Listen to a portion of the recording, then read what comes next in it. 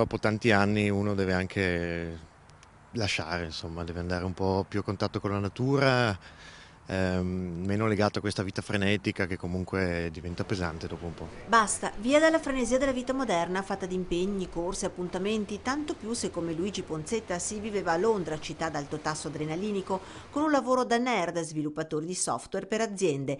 Così, approfittando probabilmente anche di un momento favorevole del mercato, con la compagna hanno deciso all'inizio di dare sfogo alla loro passione, ovvero la barca, il mare. A marzo dell'anno scorso è nato il loro primo figlio, ma a maggio erano di nuovo in barca. Pausa invernale per approdare a quella che vuole essere la loro scelta di vita. Ripartiamo a fine gennaio.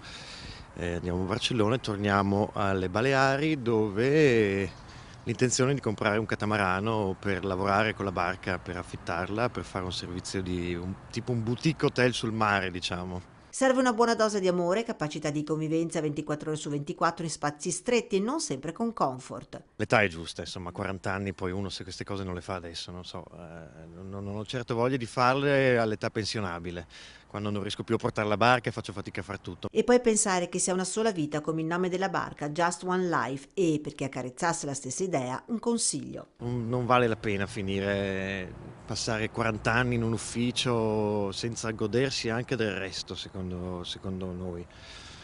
Quindi io consiglierei di prendere la palla al balzo se c'è la possibilità.